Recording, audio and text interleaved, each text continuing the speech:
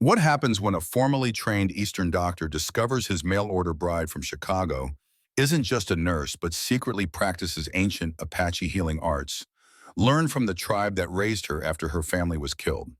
In 1875, New Mexico, where prejudice runs deeper than arroyos and healing comes in many forms, two medical minds must unite against disease discrimination and those who profit from suffering. Hit that like button and subscribe for this powerful tale where science meets spirit and love bridges two worlds of medicine. Young doctor's mail-order bride secretly knows Apache medicine that saves town but nearly destroys everything. Dr. William Hawthorne pressed his stethoscope against the chest of his 10th patient that morning, listening to the telltale rattle of another respiratory infection. At 28, he was the youngest and only formally trained doctor in Sagewood, New Mexico territory, having graduated from Harvard Medical School just 3 years prior. His clinic, built with his inheritance, was modern by frontier standards, clean, organized, stocked with the latest medicines from back east. But for all his training, he was overwhelmed.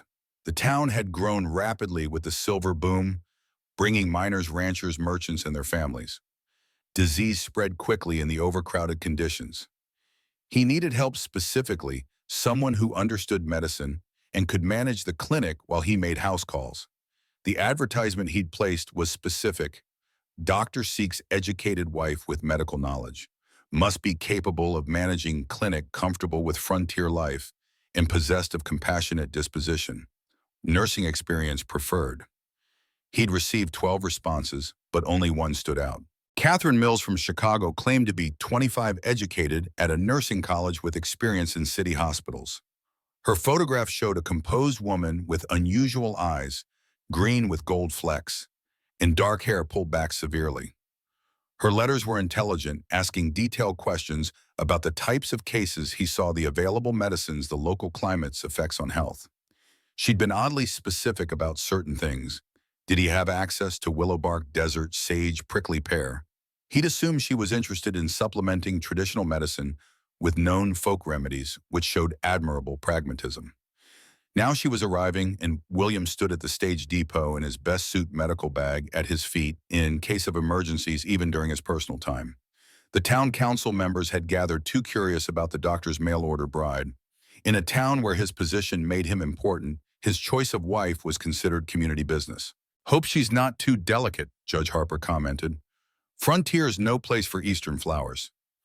"Miss Mills has hospital experience," William replied. "She's seen worse than what Sagewood offers." "If you say so, Doc." The stage rolled in, dusty and creaking from the journey. Passengers began disembarking. A traveling salesman, a Mexican family, two cowboys, and then her. Catherine Mills stepped down with unusual grace, as if she could sense the ground before her feet touched it. She wore a practical gray traveling dress, but something about her movement seemed different, foreign. She didn't move like an Eastern lady at all. Her eyes found his immediately, and William felt a jolt of recognition he couldn't explain. Those unusual eyes held depths he hadn't expected, knowledge that seemed older than her years. "Dr. Hawthorne," she said, her voice carrying a slight accent he couldn't place. Not quite Eastern, with undertones of something else. "Miss Mills, welcome to Sagewood." She smiled, and he noticed she was scanning the crowd with the practiced eye of someone assessing threats or patience. Her gaze lingered on certain people. Mrs. Patterson's swollen ankles barely visible beneath her skirts. Old Tom's labored breathing. The Peterson boy's fevered look. "You have sick people here," she said quietly. "Many sick people." "How can you tell?" She caught herself as if she'd revealed too much. The way they carry themselves, hospital experience, you understand." But it was more than that, William sensed. The way she'd identified illness from mere observation spoke of deeper knowledge. Judge Harper stepped forward. "Miss Mills, welcome. The whole town's been curious about the doctor's bride." "Thank you, Judge." She shook his hand, and William saw Harper wince slightly. Later, the judge would mention his arthritis had stopped hurting for the first time in months after that handshake, though he couldn't explain why. They walked to William's clinic-home combination, Catherine observing everything with those remarkable eyes. She paused at a patch of desert plants growing wild beside the building. "Ghost flower," she murmured, touching the white blooms. "Good for fever." "You know desert plants." "I read about them in preparation for coming here, but her fingers traced the leaves with familiarity that spoke of years of practice, not recent study. Inside the clinic, Catherine came alive in a way that was both reassuring and puzzling. She examined his medical supplies with professional interest, but seemed more intrigued by what he didn't have. No calendula, no echinacea, no juniper preparations. I practice modern medicine, Miss Mills, not folk remedies. Something flickered in her eyes. Disappointment, amusement. Of course, forgive me, I sometimes forget the divide between traditional and modern methods. That evening over dinner at the boarding house where Catherine would stay until their wedding, she asked careful questions about his patients. The respiratory infections you mentioned in your letters, do they respond to standard treatments? Some do, others linger despite everything I try. Have you noticed if they're worse near the mine? William looked up sharply. How did you know about the mine? The smell of silver processing carries on the wind. Chemicals in the air would affect breathing. She caught herself again. We studied industrial health effects in Chicago. But Chicago nurses didn't typically study mining operations. William filed away another puzzle piece. Tell me about your training, he said. Catherine's hand stilled on her fork. St. Mary's Nursing College. Graduated in 1872, worked at Chicago General for 2 years. And before that, before her voice was carefully neutral, your childhood, your family, gone. Cholera epidemic when I was young. I was raised in an orphanage. The words were rehearsed hollow. I'm sorry. It was long ago. She changed the subject. Tell me about the local Apache. Do they come to you for treatment? Never. They have their own healers, suspicious of white medicine. He studied her. Why do you ask? One should understand all the medical practices in an area, even those considered primitive. The way she said primitive carried bitter irony. They were married 3 days later by Reverend Morrison, a simple ceremony with Judge Harper and his wife as witnesses. Catherine wore a blue dress that brought out the gold in her eyes. When William kissed her, he tasted something wild on her lips, sage and desert wind.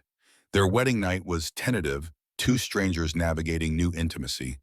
But when Catherine let her hair down, William saw something that stopped his breath, a small tattoo behind her ear barely visible. A symbol he'd seen before on Apache warriors brought in for treatment. What is that? He asked, touching it gently. Catherine went rigid. A birthmark. It's not. It's Apache. A healing mark. She pulled away, wrapping herself in a robe. You're mistaken. Catherine, please, can we just be as we are tonight? Tomorrow brings enough challenges. He let it go, but the questions multiplied. The next morning brought those challenges in the form of an emergency. The Peterson boy whom Catherine had noticed at the stage was brought in convulsing with fever. I've tried everything, William said frantically, checking the boy's vitals. Quinine, laudanum, cooling baths. Nothing's working. Catherine watched the boy writhe, her hands clenching and unclenching. There might be something. What? I need desert willow bark, ghost flower root, and creosote leaves, fresh. Those are Indian remedies. They're remedies that work. She snapped, then caught herself. I've seen them used, in Chicago, on immigrant patients who didn't respond to conventional treatment. William hesitated. The boy was dying. Get them, he said finally. Catherine ran out, returning remarkably quickly with the plants. She prepared them with practiced efficiency, creating a tea and a poultice. The way she worked was nothing like Chicago training. It was older, deeper, ritualistic almost. Hold him still, she commanded, and William obeyed. She got the tea into the boy drop by drop, placed the poultice on his chest, and then did something extraordinary. She began to sing. Softly in a language William didn't recognize but knew in his bones was Apache. The boy's convulsions slowed. His fever began to break. What did you do? William whispered. I helped him, Catherine said simply. But her eyes were full of fear. She'd revealed too much. By morning, the Peterson boy was sitting up asking for food. Word spread quickly, and the doctor's new wife had saved a child conventional medicine couldn't help. Some called it a miracle. Others whispered darker things. The truth came out gradually, like water seeping through rock. Catherine tried to hide it, but her knowledge betrayed her at every turn. When Mrs. Rodriguez came in with a complicated pregnancy, Catherine's hands went exactly where they needed to be, finding the baby's position with uncanny accuracy. When a snake-bitten cowboy was brought in, she had the antivenom prepared before William even identified the species. The wound pattern, she explained weakly, but no Eastern training taught that. It was the Apache child that finally broke her secret open. A young girl, perhaps 7, was brought in by Mexican traders who'd found her wounded on the trail. Arrow wound, infected, fevered. The traders said her people had been killed by bandits. Catherine took one look at the child and spoke in perfect Apache. "Be calm, little sister. You're safe." The child's eyes widened and she responded in the same language. William stood frozen. "You speak Apache." Catherine didn't look at him, focused on the child. "Yes." "Fluently." "Yes." "That's not something you learn in Chicago." "No." She was cleaning the wound with gentle efficiency, singing softly to calm the girl. "It's something you learn when Apache warriors find a white girl hiding under her family's burned wagon, when they take pity on her instead of killing her, when they raise her as their own for 12 years. William sank into a chair. 12 years. From age 8 to 20. Then the Army rescued me during a raid. Killed most of my Apache family. Sent me to a reform school to make me white again." Her voice was bitter. "They succeeded on the surface. Taught me proper English, proper manners, how to hide what I'd become. The nursing training, real. After the reform school, I did train as a nurse. But everything important I learned from grandmother Singing Bird, the tribe's medicine woman. She taught me healing that your Harvard professors would call savage superstition, but that actually works." "Why didn't you tell me?" Catherine looked up, tears streaming down her face. "Because you would have sent me away. Because everyone does when they learn I'm more Apache than white in my heart. Because I needed somewhere to belong and your advertisement seemed like a chance. So you lied. I survived." She turned back to the child. "Just like this little one will survive if you let me treat her properly. With both medicines, yours and mine." William watched Catherine work, saw the seamless blend of traditional and modern techniques. The antiseptic wash followed by herbal poultice, the morphine for pain, and the Apache prayers for spirit. The child relaxed, trusting Catherine completely. "She needs her people," Catherine said. "There's a peaceful band in the mountains. I can take her there. You know where they are. I always know. They're my people too, in every way that matters." That night, William found Catherine packing. "You're leaving. You haven't asked me to, yet. But you will once you think about it. Once you realize what having a half Apache wife means for your reputation." "What if I don't want you to leave?" She laughed bitterly. "A Harvard doctor with a savage wife, your career would be ruined. My career is saving lives. You saved the Peterson boy. You're saving that Apache child. How many more could we save together?"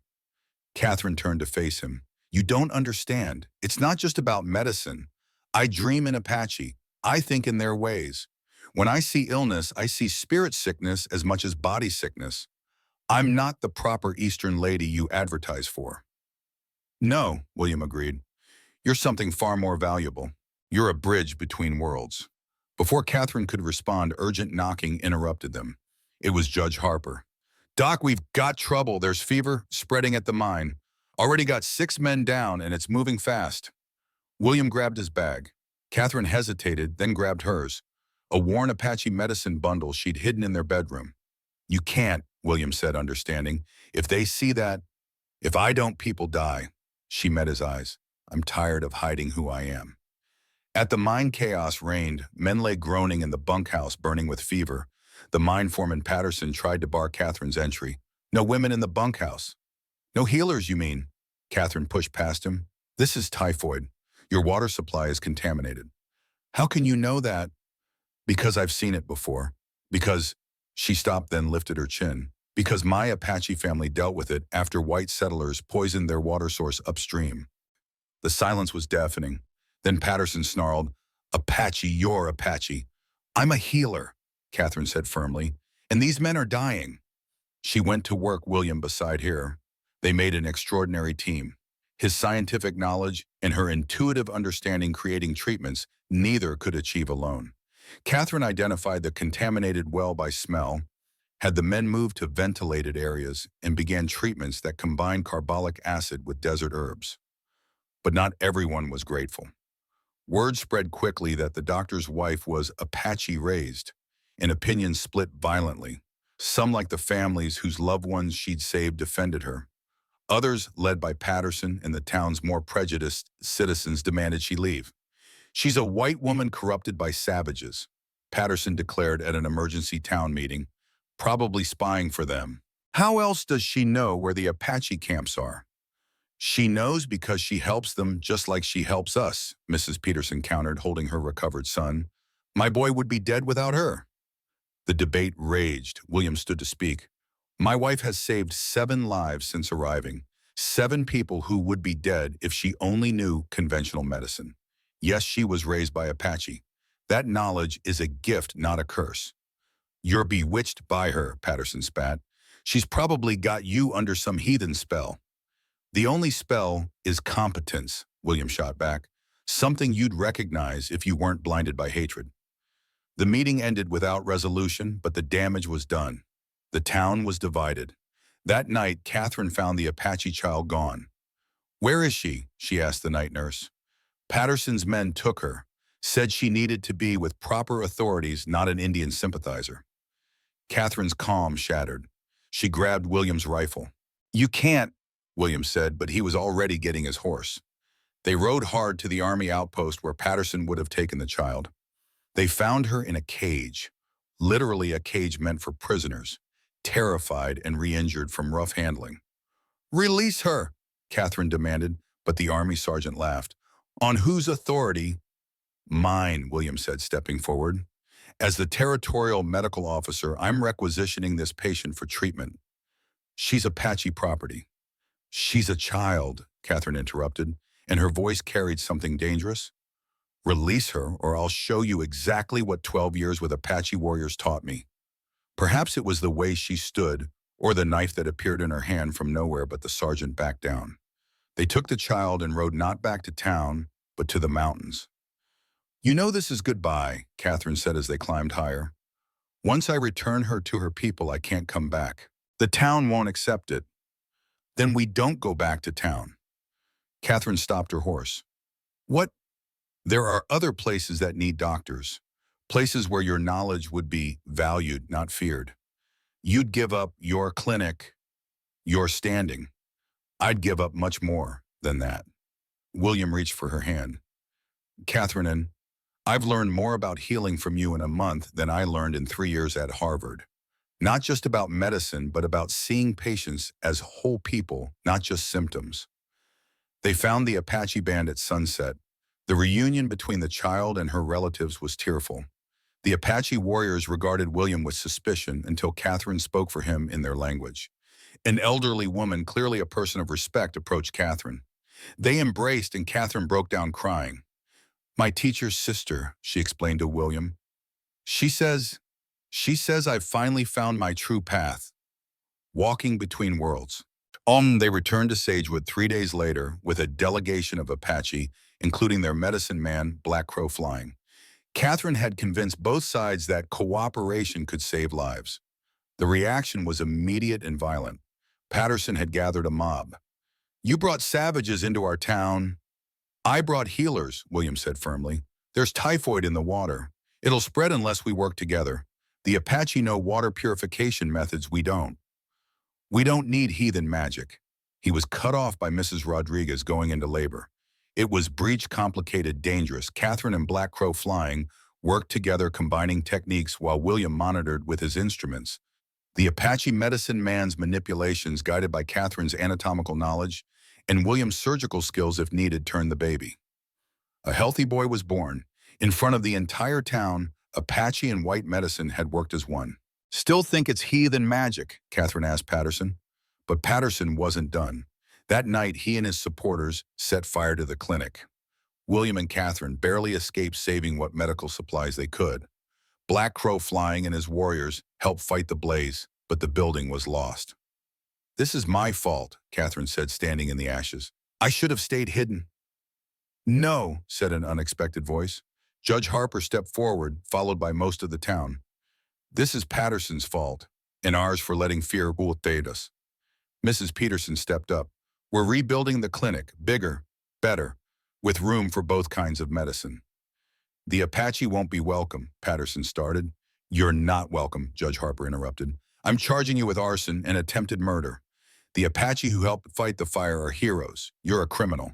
As Patterson was led away, the town came together. Mexican white and Apache worked side by side.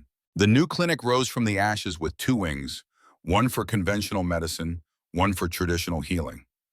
Catherine struggled with her identity, sometimes seeming more Apache, sometimes more white, never quite either. I don't know who I am anymore, she confided to William one night. You're my wife. You're a healer. You're Catherine Singing Bird Hawthorne. He'd added her Apache name at their second wedding ceremony, performed by both Reverend Morrison and Black Crow Flying.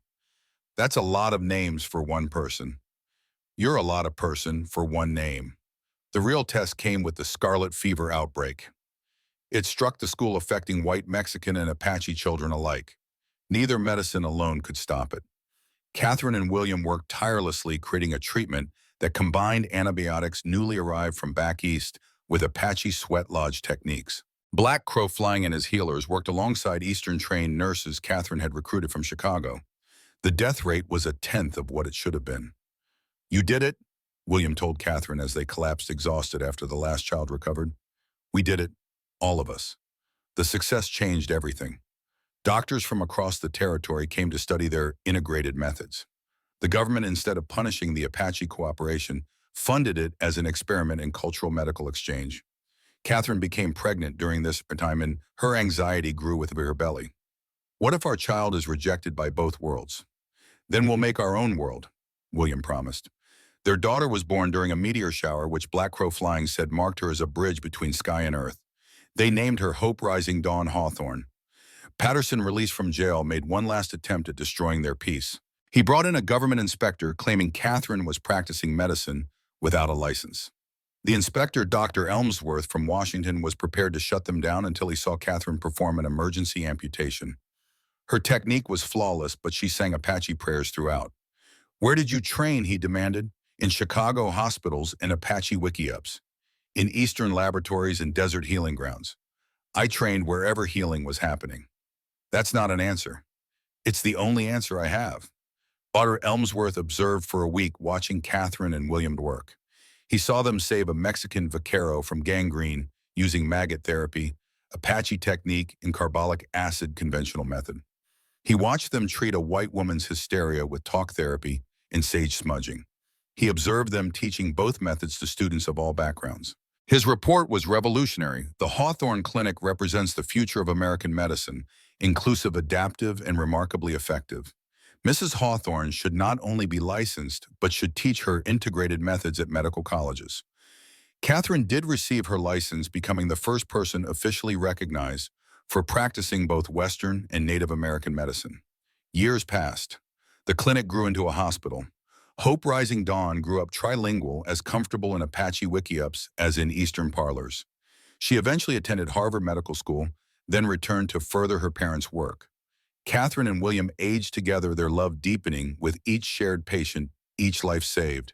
They faced other challenges, political pressure, racial tensions, medical skeptics, but always together. On their 25th wedding anniversary, the town threw them a celebration. Apache, Mexican, and white citizens gathered as one community. Black Crow Flying, now elderly but still sharp, gave a speech. This woman came to us as a lost child. We gave her our medicine. She took it to the white world and made it stronger. Not Apache medicine, not white medicine, human medicine. This is the future. Judge Harper, also aged, added, William Hawthorne came here as a Harvard doctor. Catherine Mills came as a woman with secrets. Together they became something neither could be alone, healers of bodies and communities. That night, as they danced under stars, William asked Catherine, do you regret the difficult path? Every path to healing is difficult, but walking it with you made it bearable. Just bearable, joyful, she amended, kissing him, complicated and joyful. Their legacy lived on through their students, their children, and the countless lives saved by their integrated approach. Medical journals would later call them pioneers, but they saw themselves simply as healers who refused to let prejudice prevent healing. Catherine died first at 70, holding William's hand and surrounded by 3 generations of mixed heritage, her last words in 3 languages: Apache English and the universal language of love. William followed 6 months later, some said of a broken heart, but his final journal entry suggested otherwise. Going to join my beloved in whatever healing grounds await. We have more work to do on the other side, bringing together all the medicines of all the spirits. They were buried side by side, their headstone reading in Apache and English. They healed with both hands, loved with whole hearts, and proved that medicine, like love, knows no boundaries.